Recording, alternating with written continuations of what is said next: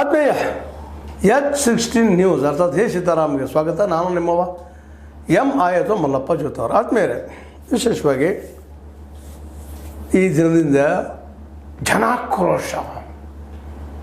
ಆಕ್ರೋಶಗೊಂಡಿದ್ದಾರೆ. ಬೆಲೆ ಏರಿಕೆಯಿಂದ, ದುರಾಡಳಿತದಿಂದ, ಭ್ರಷ್ಟಾಚಾರದಿಂದ, ಎಲ್ಲ ಇಲಾಖೆಗಳು ದುಡ್ಡು ಕೇಳುವ ದುಡ್ಡಿನ ಜನರಿಂದ ಒಂದಿಷ್ಟು ಏನೋ ತೋರಿಸಿ ಗ್ಯಾರಂಟಿಗಳನ್ನು ಜನರನ್ನು ಏಮಾರಿಸುತ್ತಿರುವ ಸರ್ಕಾರಕ್ಕೆ ಧಿಕ್ಕಾರ. ಇವು ನನ್ನ ಮಾತಲ್ರಿ, BJP ಮಾತುಗಳು. ಇವತ್ತಿನ ಜನಾಕ್ರೋಶವನ್ನು ವ್ಯಕ್ತ ಮಾಡುವಂಥ 4 ಭಾಗಗಳು ಮಾಡಿಕೊಂಡು ತಮ್ಮ ಸ್ಟ್ರೈಕನ್ನು BJPಗರು ಶುರು ಮಾಡಿದ್ದಾರೆ. ಯಾಕೋ ಇದರಲ್ಲಿ HDK ಅವ್ರು ಕಾಣಲಿಲ್ಲ, ಮುಂದೆ ಬರ್ಬೋದು. ಮೈಸೂರಿನಿಂದ ಆರಂಭ ಆಗೋದದ, ಅಲ್ಲೇ ಮೈಸೂರು ಅಂದ್ರೆ ಅಲ್ಲೇ HDK ಅವ್ರು ಬರಲೇಬೇಕಾಗಿತ್ತು. ವಿಶೇಷವಾಗಿ ಈ ಛಲವಾದಿ ನಾರಾಯಣ ಸ್ವಾಮಿಗಳು, ಅಶೋಕ್ ಅವರು ಈ ವಿಷಯವನ್ನು ಮಾತಾಡಿದ್ದಾರೆ. ಮುಂದೆ ಕೂಡ್ಬೋದು ಅವರು, ಯಾಕಂತಂದ್ರೆ ದೋಸ್ತರಲ್ರಿ. ನಮ್ಮದು JDS ಮತ್ತು BJP ಇಬ್ಬರು ಜೊತೆಯಾಗಿ ಇನ್ನಷ್ಟು ಜೋರಾಗಿ ಇದನ್ನು ತೊಗೊಳ್ಬೋದೇನೋ, ಅದನ್ನು ತೊಗೊಳ್ಳೋದು ಇರ್ಬೋದೇನೋ, ಯಾರಿಗೆ ಗೊತ್ತು. ಅಲ್ಲೂ ಏನೋ ಭಿನ್ನಾಭಿಪ್ರಾಯ ಮೂಡಿದಾವೋ ಅನ್ನುವಂಥದ್ದು. ಏಕಾಏಕಿ ಜನಾಕ್ರೋಶದ ಜನ ಅಸಂತುಷ್ಟಗೊಂಡಿದ್ದಾರೆ. ಹೌದು, ಅಸಂತುಷ್ಟಗೊಂಡಿದ್ದಾರೆ. ಏನು ಅದರಲ್ಲಿ 2 ಮಾತ ಇಲ್ಲ. ಯಾಕಂದ್ರೆ ನಿರುದ್ಯೋಗ ಆ ರೀತಿ ಕಾಡ್ತಾ ಇದೆ, ಬೆಲೆ ಏರಿಕೆ ಆ ರೀತಿ ಕಾಡ್ತಾ ಇದೆ. ಹೌದು, ಅಸಮಾಧಾನದ. ಅದೇ ಕಾರಣಕ್ಕೆ ಒಂದು ಸ್ವಲ್ಪ ಗ್ಯಾರಂಟಿ ಕೊಡ್ತಾರೆ ಬಿಡಪ್ಪ ಅನ್ನೋದು ಸಮಾಧಾನ ಎಲ್ಲೋ ಒಂದು ಗೋಲಾಗದ. ಉದ್ಯೋಗ ಇಲ್ಲದಕ್ಕಾಗಿ ಪ್ರತಿಯೊಬ್ಬರು ಅಸಮಾಧಾನಗೊಂಡಿದ್ದಾರೆ ಈ ನಾಡಿನೊಳಗೆ. ಅದನ್ನೇನು ಗ್ಯಾರಂಟಿಯಿಂದ ಮುಚ್ಚೋ ಪ್ರಯತ್ನ ಕಾಂಗ್ರೆಸ್ಸಿಗರು ಮಾಡ್ತಾ ಇದ್ದಾರೆ, ಅದು ಏನು ಸುಳ್ಳೇನಲ್ಲ. ಆದರೆ ಗ್ಯಾರಂಟಿ ಕೊಟ್ಟು ತೀರ್ತೇನೋ ಅನ್ನುವಂಥ ಮಾತು ಅನೇಕರು ಕೇಳ್ತಾ ಇದ್ದಾರೆ. ಇನ್ನು ಕೆಲವರಿಗೆ ಗ್ಯಾರಂಟಿ ಬೇಕಾಗಿದ್ದಿಲ್ಲ ಅಂತ ಕೇಳ್ತಾ ಇದ್ದಾರೆ. ಅದಿರಲಿ, ಆ ಚರ್ಚೆ ಬೇರೆ. ಅದು ಈಗ ಜನಾಕ್ರೋಶಗೊಂಡಿದ್ದಾರೆ ಅನ್ನೋದಕ್ಕೆ ಜನಾಕ್ರೋಶಗೊಂಡಿದ್ದಂತೆ ನಿಶ್ಚಿತನ. ಆದರೆ ಇವತ್ತು ಜನರಿಗೆ ಆಂದೋಲನ ಮಾಡೋ ಶಕ್ತಿ ಉಳಿದಿಲ್ಲ. ಯಾಕಂದರೆ ಒಂದು ಆಂದೋಲನ ಮಾಡಬೇಕಾದ್ರೆ ಇದ್ದು ಕೆಲಸ ಬಿಡಬೇಕು, ಬರಬೇಕು, ಹೋರಾಟ ಮಾಡಬೇಕು, ಓಡಾಡಬೇಕು, ಕಲ್ಲು ಒಗಿಬೇಕು, ಇಲ್ಲ ಉಪವಾಸ ಸತ್ಯಾಗ್ರಹ ಮಾಡಬೇಕು, ತಹಸೀಲ್ದಾರ್ ಆಫೀಸ್ ಮುಂದೆ ನಿಲ್ಕೋಬೇಕು, ಬಂದವರು ಎಲ್ಲರೂ ಕೂಡಬೇಕು. ಎಲ್ಲರೂ ಕೂಡ್ತಾರೆ ಇವತ್ತು. ತಮ್ಮ ಕೆಲಸಗಳನ್ನ ಬಿಟ್ಕೊಂಡು ಜನ ಬಂದು ನಿಲ್ತಾರೆ ಇವತ್ತು. ಮತ್ತು ಈಗಾಗಲೇ ನಿಮ್ಗೆ ಗೊತ್ತದ ಆಂದೋಲನಗಳೆಲ್ಲ ನಮ್ಮ ಇವತ್ತಿನ ಕಾಂಗ್ರೆಸ್ ಸರ್ಕಾರ ಇರ್ಬೋದು, ಹಿಂದಿನ BJP, ಈಗ ಸೆಂಟ್ರಲ್ ಗೌರ್ಮೆಂಟಲ್ಲಿ BJP ಇರ್ಬೋದು, ಯಾರೂ ಇದ್ದರೂ ಸಹ ಆಂದೋಲನಗಳನ್ನು ಮುರಿದು ಹಾಕೋದ್ರಲ್ಲಿ ಭಾಳ ಪ್ರವೀಣರಿದ್ದಾರೆ. ರೈತ ಮೂವ್ಮೆಂಟ್ ತೋರಿ ಮುರಿದು ಹಾಕಿದರು. 1 ವರ್ಷ ನಡಲೆ ಕೇಳಿದ್ರು, ಇವತ್ತು ಕೇಳ್ತಾ ಇದ್ದಾರೆ. ಪಾಪ ಉಪವಾಸ ಬಂದು ಮೊನ್ನೆ ಎದ್ರು ಒಬ್ಬರು ಜಿಲ್ಲನಂತವ್ರು, ಒಬ್ಬ ರೈತ 130 ದಿವಸ ಉಪವಾಸ ಕೂತರು. ನೋ ಖೇರ್. ಇಂಥ ಪ್ರಸಂಗಗಳು ಇವರು ಜನಾಂದೋಲನ ಮಾಡ್ತೀವಿ, ನಾವು ಜನಾಕ್ರೋಶ ವ್ಯಕ್ತ ಮಾಡ್ತೀವಿ, ಕೂಡಿಸ್ತೀವಿ ಅಂದರೆ ಏನಿಲ್ಲ ಅರ್ಥ.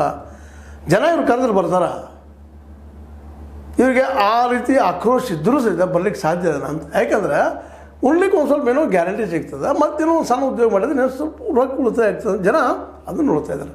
ಮತ್ತು ಹೆಂಗೆ ಬರ್ತಾರೆ ಇವರು? ಏನಾದರೂ ಇವ್ರು ಗಾಡಿ ಮಾಡಿ ಕೊಟ್ರೆ, ಮಧ್ಯಾಹ್ನ ಊಟ ಕೊಟ್ಟರೆ, ಕೈಯಾಗ 100-200 ಕೊಟ್ಟರೆ ಬರೋರು.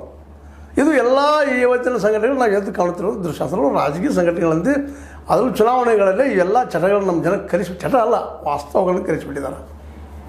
ಹೀಗಾಗಿ ಇವತ್ತು ಈ ಆಕ್ರೋಶ ಏನಾಗೋದಪ್ಪ ಅಂದ್ರೆ BJPಗರ ಆಕ್ರೋಶ ಆಗೋದು, ಅದ್ರ ಜೊತೆಗೆ BJP ಪ್ರಿಯರ ಆಕ್ರೋಶ ಆಗೋದು, ಅದ್ರ ಮೇಲೆ ಇದ್ರದ್ದು ಮತ್ತೇನೋ ಕೊಟ್ಟು ಕಲಿಸ್ಕೊಳ್ಳೋದು. ಈಗ ಹೇಳ್ತೀನಿ ನಿಮಗೆ, ಅಂಥವ್ರ ಆಕ್ರೋಶ ಆಗೋದು. ಇದಕ್ಕೆ ಕಾಂಗ್ರೆಸ್ಸಿಗರು ಅನಿಸ್ತಾರ.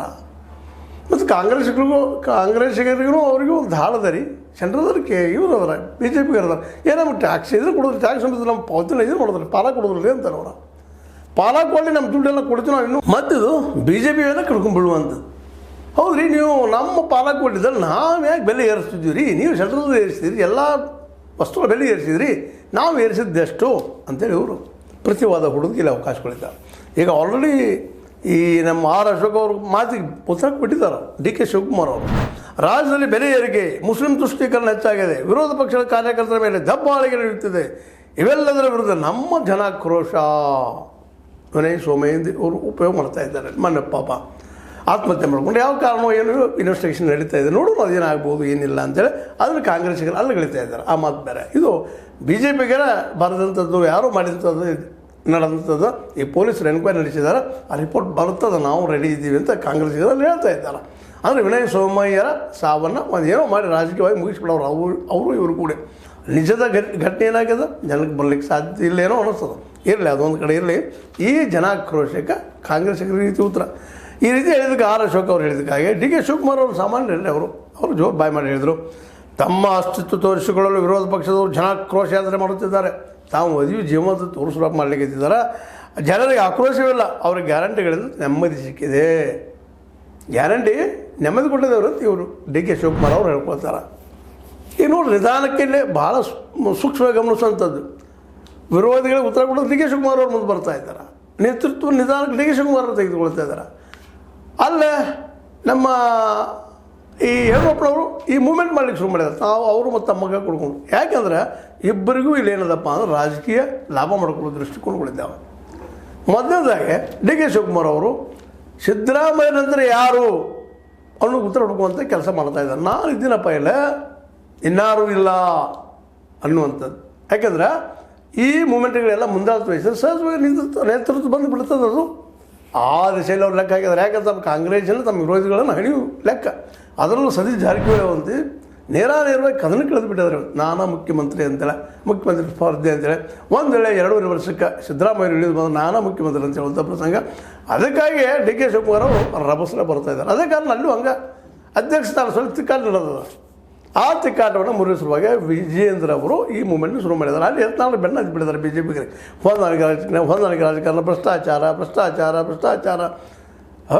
ದಿನ ಎದ್ದ ತಕ್ಷಣ ಮತ್ತೊಂದು ಕೆಲಸ ಇಲ್ಲ ಅವ್ರಿಗೆ, ಅದೇ ಕೆಲಸ ಮಾಡ್ತಾ ಇದ್ದಾರೆ. ನಾ ಬಿ ಜೆ ಪಿ ಬಿಟ್ಟು ಹೋಗುವುದಿಲ್ಲ ಅನ್ನಲಿಕ್ಕಿದ್ದಾರೆ ಈಗ ನಿಧಾನಕ್ಕೆ. ಯಾಕಂದ್ರೆ ನನಗೇನೋ ಸ್ವಂತ ಪಕ್ಷ ಮಾಡ್ತೀನಿ ಅಂತ ಏನೋ ಅಂದರು. ಅದಕ್ಕೆ ತಮ್ಮ ಬೆಂಬಲಿಗರು, ತಮ್ಮ ಜೊತೆಗೆ ಬಂದಂಥ ಈ ಒಂದು ವಿರೋಧಿ ಗುಂಪ, ಇಲ್ಲಪ್ಪ ನಾವು ಬರೋದಿಲ್ಲ ಬಿ ಜೆ ಪಿ ಬಿಟ್ಟರೆ, ನೀವು ಬೇಕಾದ್ರೆ ಒಬ್ಬರಾದ್ರೂ ಹೋಗ್ಬೋದು ಅನ್ನೋಂಗೆ ಕೈ ಕೊಟ್ಕೊಳ್ಳಿ. ಈಗ ಮತ್ತೆ ಅವ್ರನ್ನ ಬಿ ಜೆ ಪಿ ಆಗದನಿ ಅನ್ನುವಂಥ ಮಾತು ಹೊರಡಿಸ್ತಾ ಇದ್ದಾರೆ. ಹೇಗಾದರೂ ಮಾಡಿ ಹೈಕಮಾಂಡನ್ನು ಬ್ಲ್ಯಾಕ್ಮೇಲ್ ಮಾಡಬೇಕಂತ ಅವ್ರು ಪ್ರಯತ್ನ ಮಾಡಿದರು ಯತ್ನಾಳ್ ಅವರು. ಆದರೆ ಅವ್ರ ಬೆಂಬಲಿಗರನ್ನ ಅವ್ರ ಕೈ ಕೊಟ್ಟಿದ್ದರಿಂದ ಅವರು ಇಲ್ಲಪ್ಪ ನಾವು ಇಲ್ಲೇ ಹೋರಾಟ ಮಾಡೋಣ, ಪಕ್ಷದಿಂದ ಹೋರಾಟ ಮಾಡೋಣ ಅನ್ನುವಂಥದ್ದು. ಯಾಕಂದ್ರೆ ಈಗಾಗಲೇ ಕೆ ಎಸ್ ಈಶ್ವರಪ್ಪನವ್ರ ಪರಿಸ್ಥಿತಿ ಏನು ಇದು ಗೊತ್ತದ ಅವ್ರಿಗೆ. ಕೇವಲ ಹಿಂದುತ್ವ ಹಿಡ್ಕೊಂಡು ಹೊರಟ್ರೆ ಜನ ಬೆನ್ನು ಹತ್ತುದಿಲ್ಲ ಅನ್ನೋದು ಈಗಾಗಲೇ ಸ್ಪಷ್ಟ ಆಗಿದೆ. ಶಿವಮೊಗ್ಗ ಇವತ್ತು ಪೂರ್ತಿಯಾಗಿ ಒಂದು ಏನಪ್ಪ ಅಂತಂದ್ರೆ RSSೀಕರಣ ಆದಂಥ ಏರಿಯಾ, ರಾಷ್ಟ್ರೀಯ ಸ್ವಯಂ ಸೇವಕ ಸಂಘದ ವಿಚಾರಗಳಿಂದ ಪ್ರಬಲವಾಗಿರ್ತಂಥದ್ದು. ಅಲ್ಲೇ ಅವ್ರಿಗೆ ಹಿಂದುತ್ವದ ನೆಲೆಯಲ್ಲೇ ಈಶ್ವರಪ್ಪನಿಗೆ ಮತಗಳು ಬರಲಿಲ್ಲ, ಬಿದ್ದು ಹೋಗಿಬಿಟ್ರು, ಡೆಪಾಸಿಟ್ ಕಳ್ಕೊಂಡು ಜಾಸ್ತಿ ಇದ್ದಾರೆ ಅವರು ವಿರೋಧಿಗಳು. ಹೀಗಾಗಿ ಇದೆಲ್ಲ ನೆಲೆಯಲ್ಲೇ ಯತ್ನಾಳರನ್ನು ಹಣಿಸುವಾಗ ಅಲ್ಲೇ ಡಿ ಕೆ ಶಿವಕುಮಾರ್ ನಾನಾ ನಾಯಕ ಆಗಬೇಕಂತ ಇಲ್ಲೇ ಅಂದ್ರೆ ಜನಾಕ್ರೋಶದು ಇವರ ರಾಜಕೀಯ ಲಾಭಕ್ಕಾಗಿ ನಡೀತಾ ಇದ್ದೇನಾ? ಇಲ್ಲೇ ಸತೀಶ್ ಅವರು ಹಣಿಸುವಾಗ ಡಿ ಕೆ ಶಿವಕುಮಾರ್ ಅವರು ನೇತೃತ್ವ ವಹಿಸ್ತಾ ಇದ್ದಾರೆ. ನೋಡಿ, ಸಿದ್ದರಾಮಯ್ಯ ಇಲ್ಲ ಇಲ್ಲಿ ಮಾತಾಡಿರ್ಬೋದು, ಬಟ್ ಹೆಚ್ಚಿ ನೇತೃತ್ವ ಡಿ ಕೆ ಶಿವಕುಮಾರ್ ತೆಗೆದುಕೊಳ್ತಾ ಇದ್ದಾರೆ. ಅದೇ ಕಾಲಕ್ಕೆ ಸಿದ್ದರಾಮಯ್ಯ ಇದ್ದರೂ ಸಹಿತ ಅವ್ರ ನಂತರ ನಾನಪ್ಪ ಅಂತ ಹೇಳುವಂಥದ್ದು ಇಲ್ಲ. ಎಲ್ಲಿ ಎತ್ತಾಳ್ರಿ, ನಾವಿದ್ದೀವಿಲ್ಲೇ, ನಾವು ಯಡಿಯೂರಪ್ಪ ಮತ್ತು ವಿಜೇಂದ್ರ ಅವರು ಇದ್ದೀವಿ, ನಮ್ಮ ಕೈಯಲ್ಲಿದೆ ಅಂತ ಇವರು ಈ ಜನಾಕ್ರೋಶವನ್ನು 4 ಹಂತಗಳಲ್ಲಿ ಮಾಡ್ತಾ ಇದ್ದಾರೆ. ಮಧ್ಯದಾಗಿ ಏಪ್ರಿಲ್ 7ರಿಂದ 10ರವರೆಗೆ ಮೈಸೂರು, ಆಮೇಲೆ ಚಾಮನಗರ, ಮಂಡ್ಯ, ಹಾಸನ, ಕೊಡಗು, ಮಂಗಳೂರು, ಉಡುಪಿ, ಚಿಕ್ಕಮಗಳೂರು ಜಿಲ್ಲೆಗಳು ಶುರು ಮಾಡಿದ್ದಾರೆ. ಜನಾಕ್ರೋಶ ಅಲ್ಲಿ ಮಾಡ್ತಾರೆ. ಎರಡನೇ ದಿನದಲ್ಲಿ ಏಪ್ರಿಲ್ 13ರಿಂದ 18ರವರೆಗೆ. 2ನೇ ಹಂತದಲ್ಲಿ ಶಿವಮೊಗ್ಗ, ಉತ್ತರ ಕನ್ನಡ, ಬೀದರ, ಕಲಬುರಗಿ, ವಿಜಯಪುರ, ಬಾಗಲಕೋಟೆ, ಬೆಳಗಾವಿ, ಹುಬ್ಬಳ್ಳಿ ಈ ರೀತಿಯಾಗಿ ನಡೀತಾ ಇದೆ. ಇನ್ನು 3ನೇ ಹಂತದಲ್ಲಿ ಏಪ್ರಿಲ್ 21ರಿಂದ 24ರವರೆಗೆ ಯಾದಗಿರಿ, ರಾಯಚೂರು, ಬಳ್ಳಾರಿ, ವಿಜಯನಗರ, ಕೊಪ್ಪಳ, ಗದಗ, ಹಾವೇರಿ, ದಾವಣಗೆರೆ ಮತ್ತು ಏಪ್ರಿಲ್ 21ರಿಂದ 4ನೇ ಹಂತ ನಡೆಯುವಂಥದ್ದು ಚಿತ್ರದುರ್ಗ, ತುಮಕೂರು, ಚಿಕ್ಕಬಳ್ಳಾಪುರ, ಕೋಲಾರ, ಬೆಂಗಳೂರು ಗ್ರಾಮಾಂತರ, ರಾಮನಗರ ಯಾತ್ರೆ ಹೀಗೆ ಸಾಗಲಿದೆ. ಅಂದ್ರೆ ಒಂದು ಪ್ಲ್ಯಾನ್ ಹಾಕ್ಕೊಂಡು ಇವರು ಜನಾಕ್ರೋಶ ಸ್ಟಾರ್ಟ್ ಮಾಡಿದ್ದಾರೆ.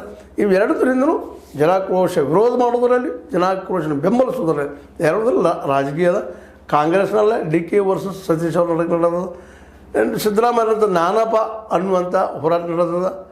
ಈ ಡಿ ಕೆ ಶಿ ಅವರು ಒಂದು ವೇಳೆ ಮುಂದೆ 28ರಾಗ ನನಗೆ 5 ವರ್ಷ ಸಿದ್ದರಾಮಯ್ಯ ಕೊಟ್ಟರೆ ಮುಂದಿನ ಮುಖ್ಯಮಂತ್ರಿ ನಾನಪ್ಪ ನನಗೆ ಕೊಡ್ಬೇಕಂತ ಡಿ ಕೆ ಶಿ ಅವರು ಪ್ಲ್ಯಾನ್ ಮಾಡಿದ್ದಾರೆ.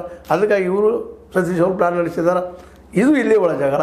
ಇನ್ನು ಬಿ ಜೆ ಪಿದು ಅಲ್ಲಿ ಒಳ ಜಗಳ ನಡೆದಿದ್ದಾವೆ. ಅಲ್ಲಿ ಯತ್ನಾಳ್ ಬೆನ್ನದ್ದು ಬಿಟ್ಟಿದ್ದಾರೆ. ಯತ್ನಾಳರು ಮತ್ತು ಅವ್ರ ಬೆಂಬಲಿಗರು, ಅವ್ರ ಜೊತೆಗೆ ಅಲ್ಲಿಯೂ ಬೆಂಬಲಿಗರು ರಮೇಶ್ ಜಾರಕಿಹೊಳಿ ಅವರು ನೇತೃತ್ವವನ್ನು ವಹಿಸಿಕೊಂಡು ಯತ್ನಾಳರು ತಮ್ಮಲ್ಲಿಟ್ಟುಕೊಳ್ಳುತ್ತಾ ಪ್ರಯತ್ನ ಮಾಡ್ತಾ ಇದ್ದಾರೆ. ಸ್ವಂತ ಪಕ್ಷ ಕಟ್ಟಬೇಕು, 3ನೇ ಪಕ್ಷ ಕಟ್ಟಬೇಕು ಅನ್ನೋಂಥ ವಿಚಾರಕ್ಕೆ ತಾತ್ಕಾಲಿಕ ಒಂದಿಷ್ಟು ತಡೆ ಬಂದಂಗೆ ಆಗಿದೆ. ಒಟ್ಟಾರೆಯಾಗಿ ಜನಾಕ್ರೋಶಕ್ಕಿಂತಲೂ ಈ ಪಕ್ಷಗಳ ಆಕ್ರೋಶ ಇಲ್ಲಿ ಹೆಚ್ಚದು ಕಾಣ್ತಾ ಇದೆ. ಜನಾಕ್ರೋಶಕ್ಕಿಂತಲೂ ಪಕ್ಷಗಳ ಆಕ್ರೋಶ, ತಮ್ಮ ಅಸ್ತಿತ್ವಕ್ಕಾಗಿ ಈ ಜನಾಕ್ರೋಶ. ಇನ್ನೇನು ನಿಶ್ಚಿತನ ಬೆಲೆ ಏರಿಕೆ ಹೈಯೆಸ್ಟ್ ಆಗ್ಯದ. ಈಗಿಬ್ಬರು ಕಾರಣ, ಕೇಂದ್ರ ಮತ್ತು ರಾಜ್ಯ ಸರ್ಕಾರಗಳು.